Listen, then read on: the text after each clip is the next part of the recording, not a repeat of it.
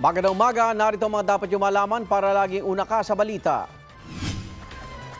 May namataang bagyo sa labas ng Philippine Area of Responsibility. Alamin natin kung papasok ba yan sa PAR mula kay Mang Tani. Salamat, Igan. Mga kapuso, isang tropical depression ang binabantay ngayon. Pero yan, nasa labas pa ng ating area of responsibility. Namatayan niya ng Pag-asa kanina madaling araw sa layong 1,680 kilometers east-northeast ng extreme northern Luzon. Ang lakas ito ngayon, 45 kilometers per hour. Malapit sa gitna, ang bugso umaabot ng 55 kilometers per hour. At ito'y kumikilos west-southwest pababa, mga kapuso, sa bilis naman na 20 kilometers per hour. At base sa wind forecast ng Metra Weather, yung nakikita niyong may highlight na yan, yung umiikot na yan, yan po yung sentro ng tropical depression. At posible, kung hindi magbabago yung kanyang bilis, bukas po yan ay nasa loob na ng ating area of responsibility. Pero habang yan ay nasa loob ng ating area of responsibility, mapapansin nyo, humina yung ating hangin habagat. Kung saan papunta yan, yan papalapit dito sa ating bansa. At yung kanyang direksyon ay halos parang yung dinaanan ni Hinamno na dito sa may silangan ng Batanes. Kaya babantayan natin yan, mga kapuso. Dahil kung yan ay lalapit pa o tuluyan na yan, nalalabas din tulad ni Hinamno na nangyari last week lamang. Sa ngayon, yung mga pag-ulan sa ating bansa, dala po ng hanging habagat at yung mga localized thunderstorm, yung mga pagkulog-pagkidlat. Sa rainfall forecast ng Metra Weather, sa Luzon, unahin natin, umaga pa lamang may posibilidad ng ulan. Palawan, Mindoro, ilang bahagi ng Bicol Region. Pero yung Northern Central Luzon, walang kaulan-ulan sa umaga. Sa hapon, mga kapuso, buong Luzon, may mga kulay na. Ibig sabihin, nandyan na yung tsansa ng ulan. May mga malalakas doon sa mga nakikita nyong mga pula at orange. Sa Visayas, umaga pa lamang, may tsansa na ng ulan sa iba't ibang bahagi. Mas dadami yan at mas lalakas yung mga pag-ulan pagdating ng hapon. Lalong-lalo na dito sa may Leyte provinces, Bohol, Cebu, Negros provinces, maging dyan sa may Panay Island. Sa Mindanao, ganun din, mga kapuso. Umaga pa lamang, meron ng posibilidad ng pag-ulan sa iba't ibang bahagi. At pagdating ng hapon, mas maraming lugar ang makakaranas sa mga intense thunderstorms. So sa Luzon, Visayas at Mindanao na may mga matitinding pag-ulan, maging I am ready po kayo sa pagbaha at landslide. Sa mga taga Metro Manila, mababa ang tsansa ng ulan sa umaga. Makita nyo, walang kakulay-kulay. Pero pagdating ng hapon, posibleng buong Metro Manila makaranas sa mga pag-ulan. At may mga lugar na intense thunderstorm ang maranasan tulad yan sa may Parañaque, Las Piñas at Muntinlupa. Igan? Pantani, mas lalas ba itong bagyo habang papalapit sa PAR? At kailan ito posibleng maramdaman sa bansa? Igan, kung titingnan natin itong wind map, yung paglapit na yan ng bagyo dito sa atin, medyo may kalayuan pa yan. Kaya kung hindi ito tuluyang lalapit dito sa ating bansa, hindi natin mararamdaman yung epekto nito. Maliban na lamang kung palalakasin yan yung hanging habagat na makikita nyo unti-unti. Ito ay Sabado, unti-unti magbabago uli yung ihip ng hangin dahil nandito yan sa may eastern section ng extreme northern Luzon, palalakasin yan yung hanging habagat. At kung yung kanyang paglakas, itong tinitingnan natin ngayon, yung kulay green na yan, lakas ng hangin yan, Igan, hindi ulan, mga kapuso. Kapag nakita natin, ito yung umiikot na, pag nagbago yung kulay niyan, ayan, kulay dilaw, ibig sabihin yan, lumakas yung hangin nitong bagyo habang nandiyan sa loob ng PAR. At mukhang hindi yan tatama dito sa atin, pero nagbago uli yung kulay niyan, nadagdagan ng parang kulay pink, ibig sabihin yan, mga 100 kilometers per hour. Papalakas pa itong bagyo habang nasa loob ng ating area of responsibility. Pero base dito sa forecast, mukhang hindi siya tatama o lalapit dito sa atin. Pero yan ang forecast, pwede pang magbago yan. Pero ang mahalaga, may bagyo na papasok dito sa ating PAR, papalakas siya, kaya dapat maging I am ready tayo. Yan ang latest mula sa GMA Weather. Ako po si Nathaniel Cruz, magplano para sigurado. I am ready. Serbisyong totoo ng GMA News.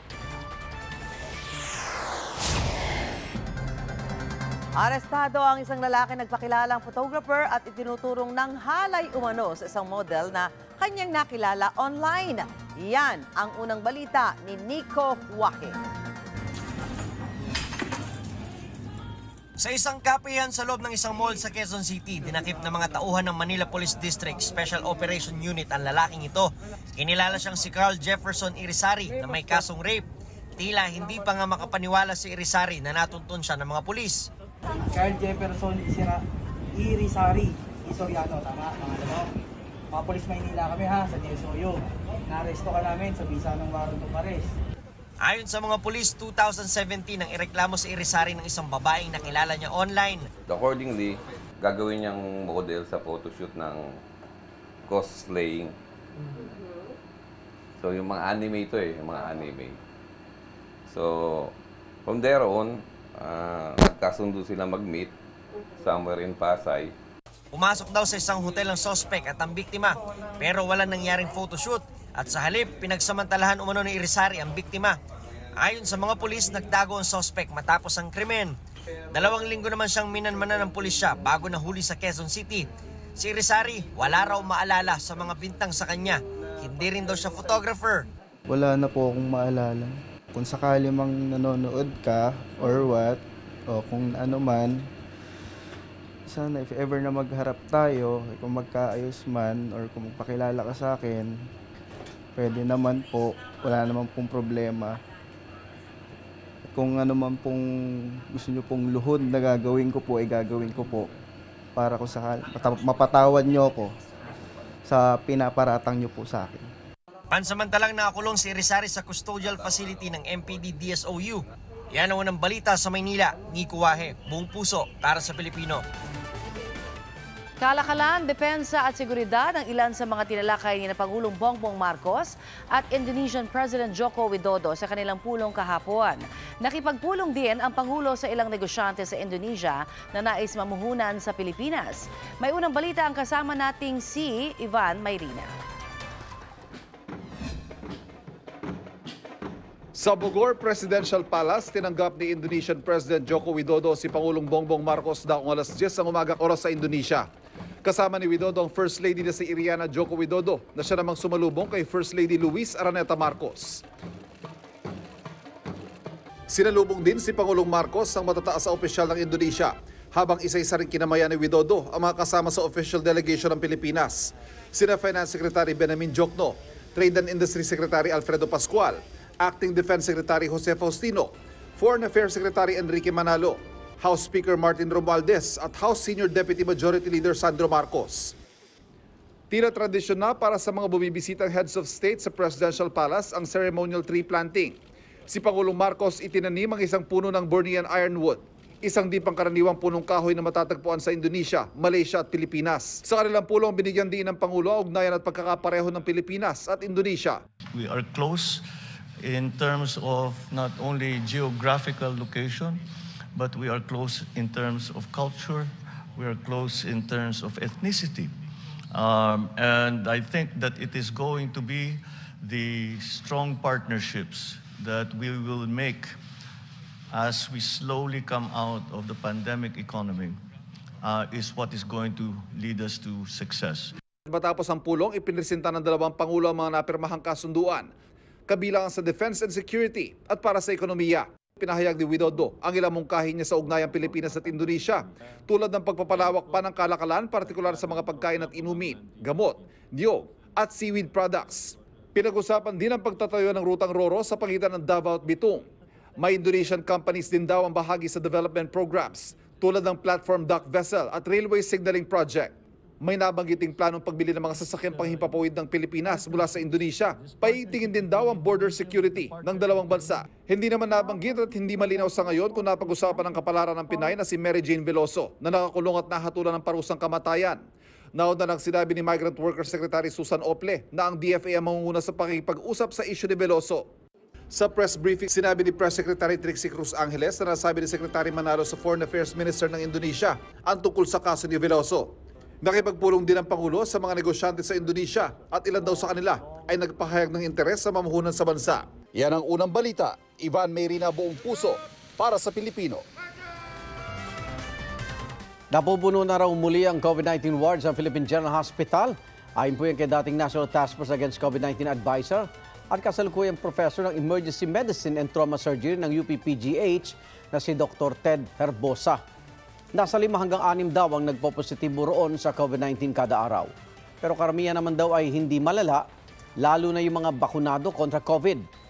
Nanawagan si Herbosa sa publiko na patuloy na magsuot ng face mask at magpa-booster shot. na lalo na yung mga nasa edad 50 pataas.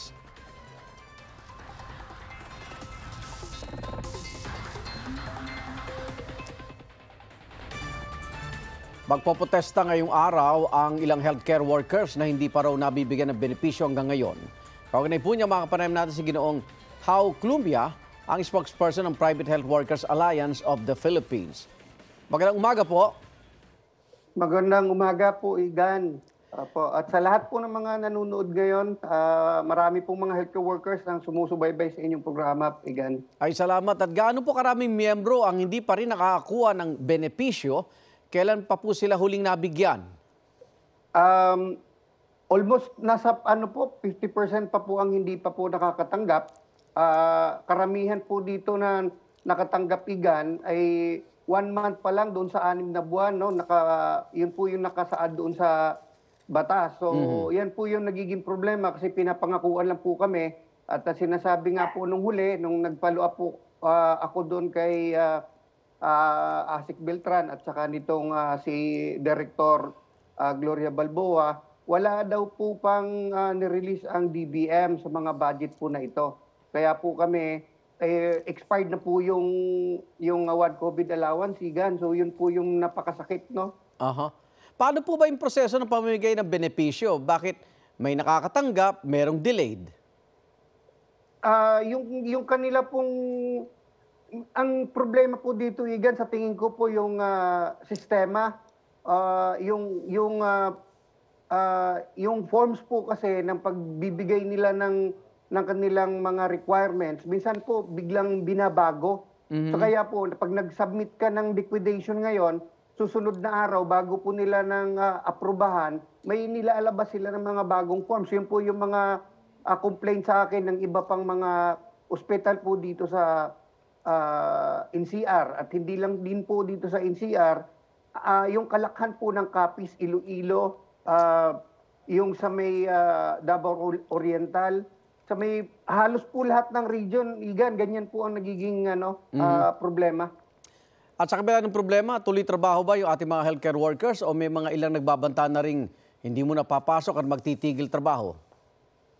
Ganito po, Igan, mula po nung unang rally po namin, nung bayanihan, way back 2021, hanggang ngayon po tuloy-tuloy yung pagre-resign ng mga healthcare workers. Okay. So dahil nga po, una, mababa ang pasahod dito sa Pilipinas, mas malaki ang at mas parang malaki ang sahod nung sa ibang bansa kaysa dito sa atin, at yung iba po lumipat po doon sa mga call centers. Mga nasa anong bilang ito? Madami po, Igan. Actually Okay. po, dito sa amin, kung hindi po gumawa yung aming mga management ng mga paraan, tinaas po nila naglagay po sila ng mga tinatawag na mga nursing allowance para lang madagdagan yung sahod. Kung maalala mo, Igan, yung sinasabi ni Pangulong Bongbong Marcos noong nakaraang araw, no, na sa private healthcare workers ng mga nurses, ay balak daw po niya ipantay doon sa public. Kasi, sa public, 32,000. Sa amin po, nasa 17 plus lang po yung aming mga nurses, yung mga baguhan. So, ang ginagawa po ng mga management namin sa ngayon, no, sa mga private, nagdadagdag po yung mga tinatawag na mga allowances, tapos pagka once na pumirma po sila ng kontrata, meron pong 10,000 na signing bonus. So, yung iba nga po, mas mataas pa. So ganyan lang po, para lang po hindi kumbaga makahabol man lang doon sa sahod. Kasi hindi po talaga kaya ng mga management natin, kaya nga nanawagan kami sa gobyerno na may itaas ang sahod ng mga healthcare workers, lalo na sa mga nurses. May sabi ang DOH na naibigay na nila sa DBM yung kulang na mga dokumento para mailabas na yung budget na yan. Ano ba update sa inyo? Hanggang ngayon po, wala pa rin pong update. Ang pinakahuling update po ay wala pa rin pong nirelease na budget. Mabigat dito, Igan, yung po bukod po dun sa one COVID allowance na nag-expired na po nung July, ang papalit po nun yung tinatawag na health emergency allowance, na which is wala pa rin pong pundo hanggang sa ngayon. Okay. So ngayon ba may kakulangan ng healthcare workers sa kabila ng napupuno daw ang ilang ospital ng COVID-19 cases? Sa amin po, meron na po mga COVID patient po, no, Igan. Pero yung kakulangan po, medyo na bawasan ngayon dahil nga po meron, yung ginawa, nabanggit ko kanina, Igan, na gumawa ng paraan yung management. Naman namin. So may mga nag-a-apply. Ang problema ho, itong mga senior na nurses namin, dahil hindi naman po pwedeng basta-basta na pag nag-apply at natanggap ka, bibitawan ka na agad sa floor. So magti-train ka pa po ng halos 1 month o mahigit 1 month para bago ka bibigyan o bibitawan na, ibig sabihin, magsasarili ka na magbibigay ng mga gamot, mag-vital signs, mag-BP sa mga pasyente. Ganun po yung ano. Kaya hirap pa rin po yung aming mga nurses na mga senior. Opo. Maraming salamat, Joe Clumia ng Private Health Workers Alliance of the Philippines. Maraming salamat, Igan, at magandang umaga po sa lahat. Kahit may rollback sa presyo ng petrolyo ngayong araw, umaasa ang ilang driver ng pampublikong sasakyan. Naaprubahan na ng LTFRB ang petisyong dagdag pasahe. Live mula sa Commonwealth, may unang balita si James Agustin. James. Gang, good morning. Sabi ng mga nakausap kong taxi at jeepney driver, napapanahon na raw na itaas yung pamasahe lalo't nananatiling mataas ang presyo ng produktong petrolyo ngayon. Pero sabi naman ng mga pasahero, hinay-hinay lang daw sa taas pamasahe. 40 pesos ang flag down rate ngayon sa mga taxi. Kahit na ilang beses nang tumaas ang presyo ng produktong petrolyo, hindi pa rin ito nagbabago. Kaya para sa taxi driver na si Reynante, napapanahon na para itaas ang pasahe. Umaasa siyang pagbibigyan nito ng LTFRB. Kailangan na po kasi sobrang taas na po ng gasolina. Ilang taon na po yung plug down na 40. Tumaas na ng tumaas, halos doble na po yung gasolina eh. Kahit man lang sana 60, pwede na eh. Naabutan namin si Reynante na pag-arahin na kanina madaling araw. Wala pa sa 300 pesos ang kinikita niya. Maswerte na raw kung makapag-uwi siya ng 600 pesos. Ito na ang pagkakasyahin nila ng asawa at 2 anak sa mga gastusin. Mahalaga po yung sa akin yung dagdag, pambili na ng ulam, pambili ng bigas, at saka yung pangdagdag ko na rin sa pangbaon ng mga anak ko. Ang jeepney driver namang si Vincent madaling araw pa lang bumiyahe na sa rutang Pantranco Muñoz. Inaagahan na raw talaga niya para kumita ng extra. Sana raw ay pagbigyan ng LTFRB ang petisyon na itaas ang pamasahe sa jeep. Sa palagi ko po, dahil napakataas na po ng diesel ngayon, pataas pa po ng pataas yung diesel. Kahit mga 13 pesos o 12 pesos, okay na po siguro. Pero para kay Mang Emmanuel, ayos lang sa kanya na 11 pesos pa rin ang minimum fare sa jeep dahil may mga rollback naman. Ngayong araw halos 2 pesos ang rollback sa kada litro ng diesel. Total may rollback naman ngayon. Siguro kunting tiis lang muna kasi kawawang mga mananakay.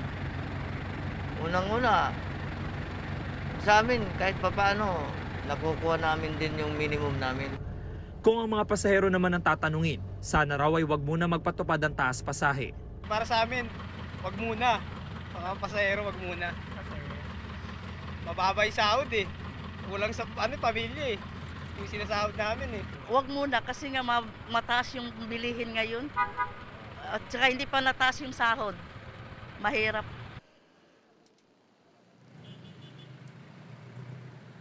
Samantala, inaantabayan ng PAY magiging desisyon ng LTFRB kaugnay dun sa mga petisyon ng taas pasahe sa jeepney at sa taxi. Yan muna unang balita mula rito sa Quezon City. Ako po si James Agustin, buong puso para sa Pilipino. 4 na drug suspect ang arestado sa magkakahiwalay na bypass operation sa Maynila at Quezon Province. Sa Bulacan naman, nahuli ang pagdanakaw ng isang babae sa isang tindahan. Darito ang unang balita. Sapul sa CCTV ang pagnanakaw sa isang tindahan sa San Jose del Monte, Bulacan. Tumingin-tingin pa sa paligid ng babaeng yan bago niya isiniksik sa ilalim ng kanyang damit ang ilang paninda. Pero habang papunta sa cashier, biglang nahulog ang ilang pakete ng powder juice mula sa ilalim ng damit. Doon na siya kinapkapan. Natuklas ang aabot sa mahigit 8,000 pisong halaga ng grocery ang ninakaw niya. Agad siyang inaresto at maharap sa reklamong pagnanakaw. Wala siyang pahayag. Sa Tondo, Maynila, nasa batang nasa 840,000 pesos na halaga ng umano'y pinatuyong marijuana. Arestado ang 2 drug suspect na sina Brian Christian Villanueva at Michael Alisago. Nakuha rin sa kanilang isang smartphone at budel money. Wala silang pahayag. Dalawa rin ang arestado sa bypass operation sa Lopez, Quezon Province. Nakuha sa kanilang 306,000 pesos na halaga ng hinihinalang shabu, pati ang trailer truck na ginamit. Hindi pinangalanan ng pulisya ang mga sospek na wala rin pahayag. Yan ang unang balita. James Agustin, Buong Puso, para sa Pilipino. Nakatakda magtungo sa Singapore si Pangulong Bongbong Marcos ngayong araw matapos ang kanyang state visit sa Indonesia. Ang Singapore ang ikalawang bansa na kanyang bibisitahin bilang Pangulo ng Pilipinas. Inaasahan magkaroon ng kasunduan ng Pilipinas at Singapore na may kinalaman sa counterterrorism at personal data protection at digitalization. Ang Singapore ang pinakamalaking trading partner ng Pilipinas sa ASEAN. Bumagsak sa panibagong all-time low ang halaga ng piso. Nagsara ang palitan ng piso kontra dolyar sa 56 pesos and 99 centavos kahapon. Mas mababa kaysa sa dating record low na 56.77 na naitala noong Biyernes. Ayon sa mga eksperto, dahil ito sa pagtaas pa rin ng interest rate sa Amerika na layong pabagalin ang inflation doon. Dahil din daw ito sa bagong record high na national debt ng bansa na pumalo sa 12.89 trillion pesos.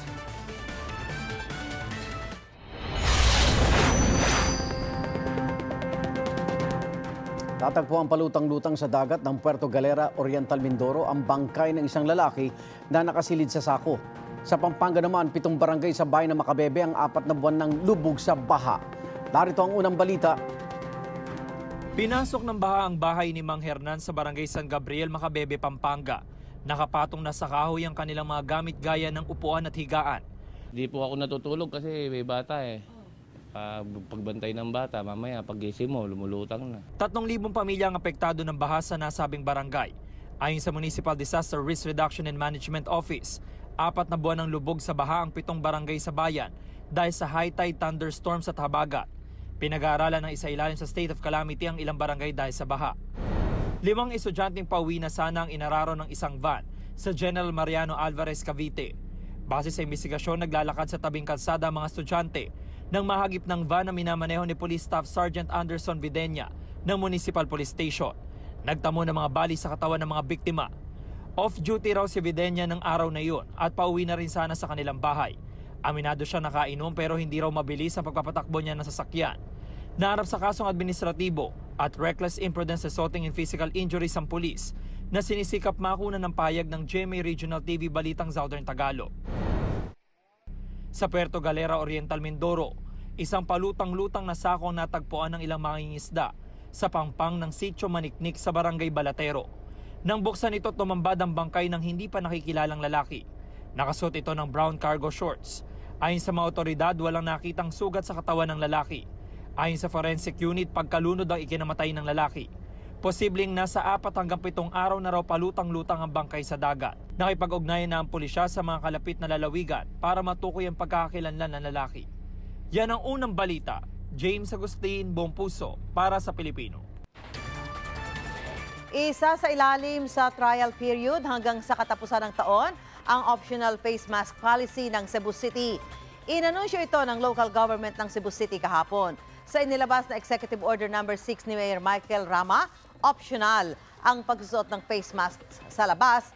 Pero sa oras daw na magkaroon ng COVID-19 surge sa lungsod, ay ibabalik ang mandatory na pagsusuot nito. Ayon naman kay DOH-OIC Maria Rosario Vergere, hindi sila kinonsulta ng Cebu City LGU kaugnay sa hakbang na ito. 4 na araw nang mas mababa sa 3,000 ang mga bagong naitatalang kaso ng COVID-19 sa bansa. Base sa datos ng Department of Health, 2,202 ang naitalang bagong kaso. Pinakamababa sa nakalipas na 5 araw. 24,493 naman ang active cases. Nadagdagan ng 1,678 ang bilang ng mga gumaling, habang 51 ang bagong nasawi dahil sa COVID-19. Ang ulat panahon ni GMA resident meteorologist Nathaniel Mangtani Cruz. Mga kapuso, bahagyang tumaas yung level ng tubig sa halos lahat ng dam dito sa Luzon. Base yan sa pinakahuling datos ng Pag-asa. Yung Binga Dam nga, nagbukas pa ng isang gate para magpakawala po ng tubig. Yung Angat Dam naman, ito mga kapuso, kahit na bahagyang tumaas, yung kulay green na tinitingnan natin, yung water level nito, nananatili pa rin mababa yan dito sa tinatawag nating low water level. Dapat mga kapuso ngayong tag-ulan, mas mataas na yan doon sa low water level dahil dapat nadadagdagan na yung tubig sa Angat Dam. Sa bansang United Arab Emirates, nagsagawa naman ng cloud seeding ang mga otoridad para solusyonan yung problema nila doon sa kakulangan ng ulan. Mga kapuso, yung cloud seeding po ay ginagawa kung yung ulan na dapat ay hindi babagsak doon sa kanilang lugar. Ang ginagawa nila, nagbubuo sila ng ibang chemical para tumulin yung proseso at magkaroon ng mga pag-ulan doon sa lugar na napulang ng ulan. Umaasa silang tataas ng hanggang 30% ang taon ng rainfall rate nang sa gayon, mga kapuso, tumaas din ang kanilang water reserve. Yan ang latest mula sa GMA Weather. Ako po si Nathaniel Cruz, magplano para sigurado. I am ready. Serbisyong totoo ng GMA News.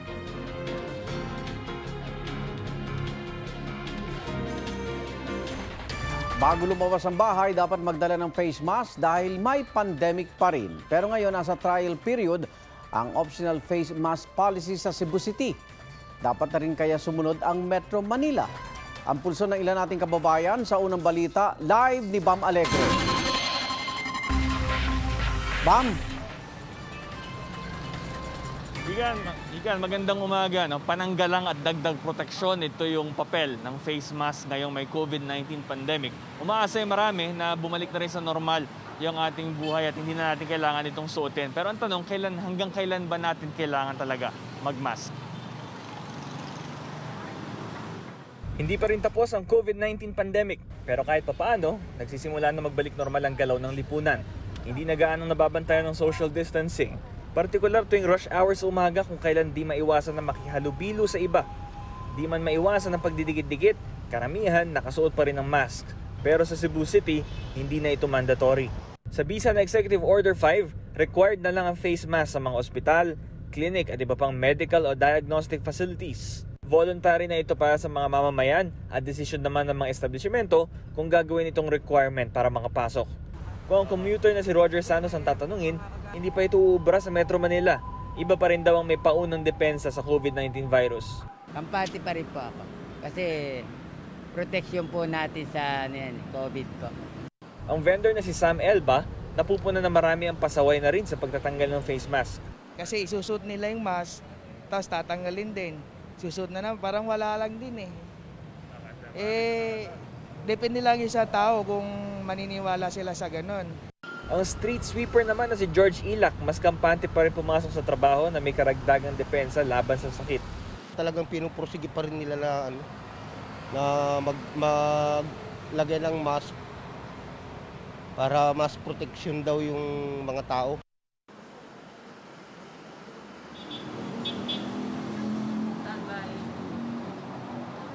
Igan, pasado na 7 ng umaga, ito yung binanggit natin na hindi na maiwasan nung hindi magdikit-dikit. Yung pag-commute dito sa may EDSA Bus Carousel, halimbawa, dito malapit sa may Kamuning sa Quezon City. At latest naman natin na COVID-19 statistics, as of September 4 to 2022 ay merong 768 na malubha at critical na pasyente na naka-admit sa mga ospital. At new cases, may 17,145 na nadagdag nitong mga nakaraang araw at 10% lower ito mula sa kaso noong mga nakaraang linggo. Live mula rito sa Quezon City, Bam Alegre, buong puso para sa Pilipinas. Naalarma na ilang senador sa lumalalang text scam at spam, lalo na't maging sila ay nabiktima raw nito.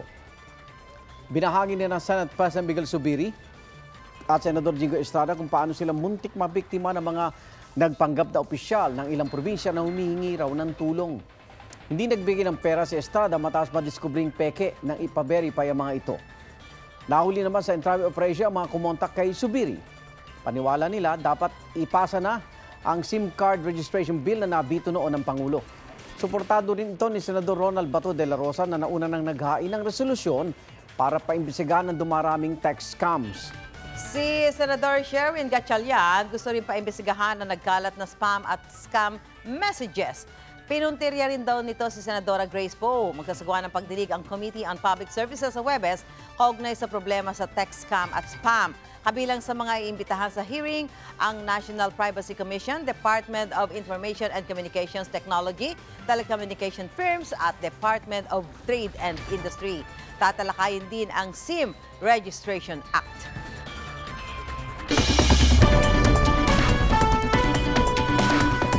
Sinusulong sa Senado na ipagbawal ang pagbebenta ng junk food at matatamis na inumin sa loob at maging sa paligid ng mga pampublikong eskwelahan. Ito'y para ma-promote ang maayos na paraan ng pagkain ng mga estudyante, guro at staff ng paaralan. Ito'y para rin daw makatulong sa pagsugpo sa problema sa obesity at malnutrisyon sa mga bata. Ikaw ba, Igan, bumibili ka dati sa labas ng eskwelahan niyo? Oo naman. Oo nga, ako din, di ba? Yung mga Oo. ice scramble ba? Yung mga ganyan. Scramble, mga ice cone. Sago, yung mga ganyan, di ba? Mga prutas. Ang ano dyan, paano mo? Tira-tira. Tira-tira.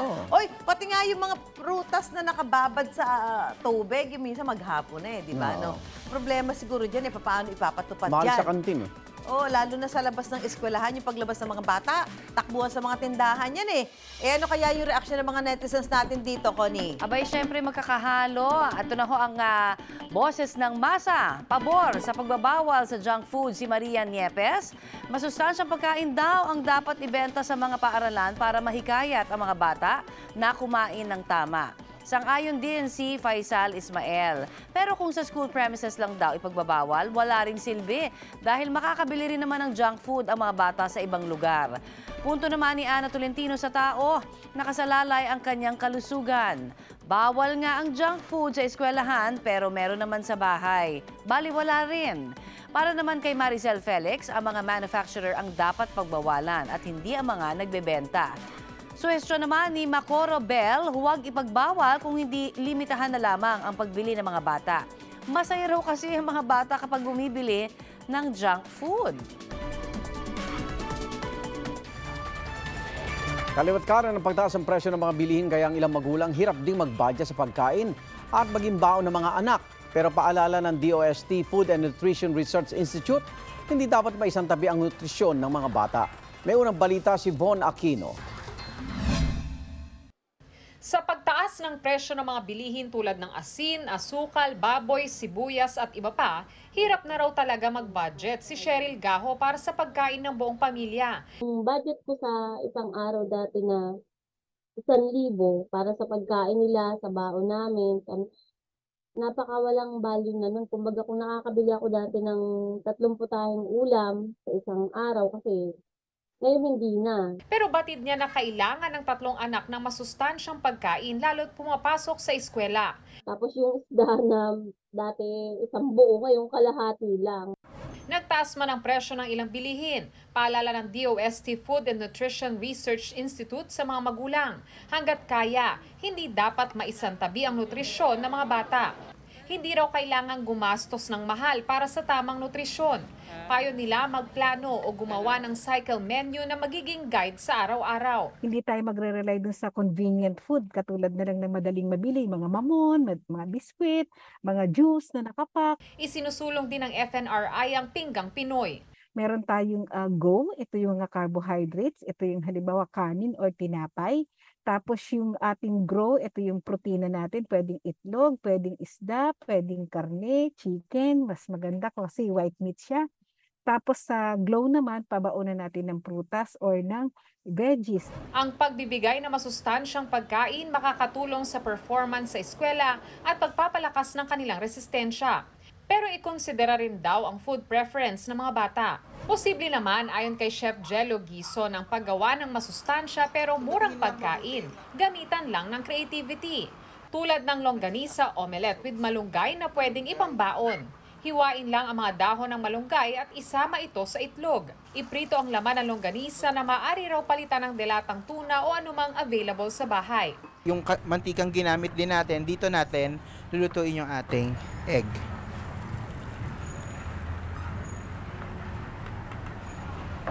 Ilalagay natin yung longganisa dito.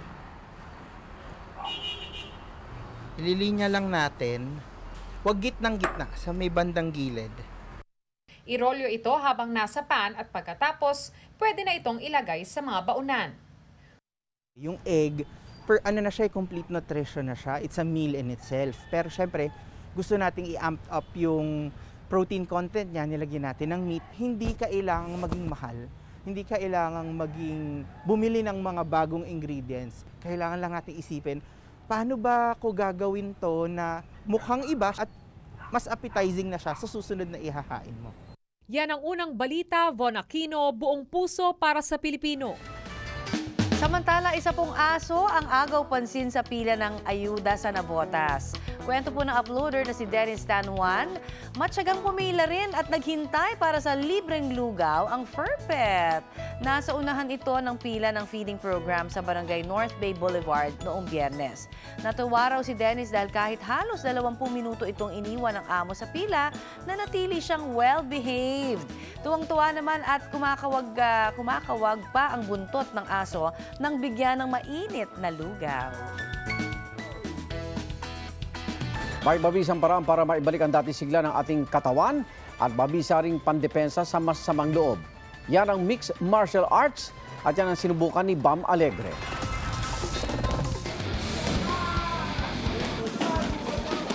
Narito ang isang maaksyon at matikas na paraan para labanan ang naipong pandemic ngayong pandemic. MMA o Mixed Martial Arts, ehersisyong susubok sa iba't ibang muscle group ng inyong katawan. Whole body workout na, may disiplina pang kasama. Health benefits naman sa everyday exercise natin. Mga toning sa muscle, kasama na po yung self-defense sa Mixed Martial Arts na training natin. Mind and body na rin lahat. Stress reliever. MMA ang napiling pampapawis ni Aubrey Ines. Tig-2 oras, 3 times a week. Nagustuhan ni Aubrey ang cardio na may pinagsamang self-defense awareness. Naku, siguro matagal din. Siguro mga 2 years din pag pandemic. Alam mo na, tumaba, syempre. Sa health na rin siguro para maging healthy. MMA o Mixed Martial Arts, taong 1993 nung isinagawa yung unang global televised event na nagbigay ng exposure sa sports na ito. Pero noon pa man, malalim na ang pinaghugutang impluwensya ng MMA mula ancient Greece at sinaunang China. Tingnan nga natin kung uubra ang ating mga kasukasuan sa galawang MMA. Disinfect muna tayo bago isuot ni Sir Bob. Safety first muna bago ang lahat. Tutulungan tayo ni Coach ng ilang the moves. Mauna tayo sa jab muna. Okay. Jab, straight, elbow, knee, backward muna sir. Hands up lagi para di makatama yung kalaban. Okay, sige. Okay, jab, straight, elbow, and then kick. Bang! Pinawisa ka na agad sir ha. Nakapagod pala ito. Oo. Para tumaas yung cardio sir. Upper.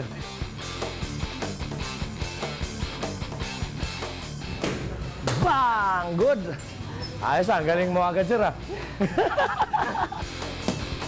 Pwede natin i-apply at saka ibagsak natin yung kalaban. Okay? Straight.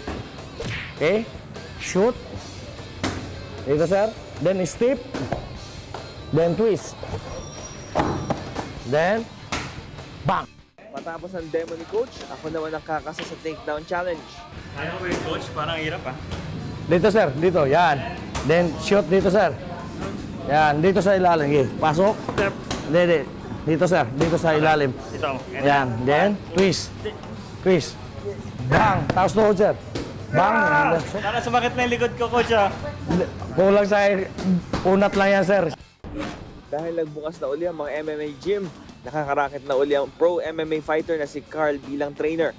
Kahit papaano, nakakabawi na ang kabuhayan niyang na-knock-out ng pandemic. Maganda to na nagbabalik ulit yung mga gym nagbukas ulit. Kasi maraming taong na-stuck sa bahay na sabihin natin na tumaba, ganon. Meron iba pumayat. Siyempre, kailangan natin maging physically healthy pa rin, no? Kasi tulad nito, pandemic, kailangan malakas yung katawan natin. Kaya isinasabay din ni Carl ang puspusang pagsasanay sa kanyang sarili. May pinaghahandaan din kasi siyang professional fight. Sumisigla na muli ang mga MMA sporting event pero nananatili ang mahigpit na health and safety protocol. Sa ngayon, medyo yung ibang promotion kasi may may protocol pa rin. Actually sa pro, medyo 3 days quarantine pa ata ngayon or either sa, iwan ko lang sa iba, kung mayroon pa rin sila. Pero antigen, kailangan priority pa rin yun para sa safety na rin na may iba. Napa-time out man ng pandemic ang MMA, hindi napatumba ang umaatikabong aksyon ng sport na ito. Hatid ng MMA ang solid combo ng ehersisyo, disiplina at self-defense para labanan natin ang stress sa buhay. Ito ang UB Specials, Bam Alegre, buong puso para sa Pilipinas.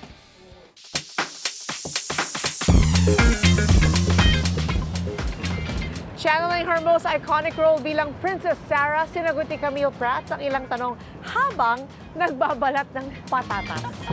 Iconic nga, Oo no? nga. Sa YouTube Sparkle interview, kunento ni Camille na bata pa lang siya, pangarap na niya maging artista. Shinare din niya ang di malilimutang role sa pag-arte hanggang sa ilang nakakahiyang moment sa pagiging host. At sa tanong kung sino ang gustong makatrabaho ulit ni Princess Sarah, syempre ang best friend niyang si Becky. Aww. Si Angelica Pangiliban, I really hope and I dream of working with her again at this stage of our lives. Kasi siya yung lagi ko kasama. It makes me wonder na sa edad namin ngayon, ano kayang pakiramdam na magtrabaho ulit?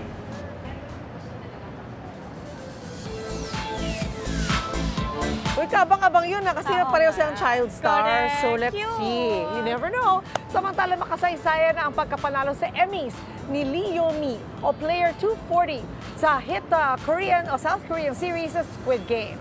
Siya ang kauna-unahang Emmy-winning South Korean actress matapos makuha ang Outstanding Guest Actress in a Drama Series sa 2022 Creative Arts Emmys. At nanalo rin ang Squid Game ng 3 pang Emmys para sa Outstanding Special Visual Effects in a Single Episode, Outstanding Stunt Performance, at Outstanding Production Design. Big winner din si British singer-songwriter Adele para sa kanyang variety special na Adele One Night Only. Nagbiro pa siya sa IG na official na raw ang pagkakaroon niya ng EGO or Emmy, Grammy at Oscar. Ang mga panalo sa iba pang malalaking primetime Emmy categories ay malalaman pa sa susunod na linggo. Igan, mauna ka sa mga balita. Panoorin ang unang balita sa unang hirit at iba pang award-winning newscast sa youtube.com/GMA News. I-click lang ang subscribe button. At sa mga kapuso abroad, maaari kaming masubaybayan sa GMA Pinoy TV at www.gmanews.tv.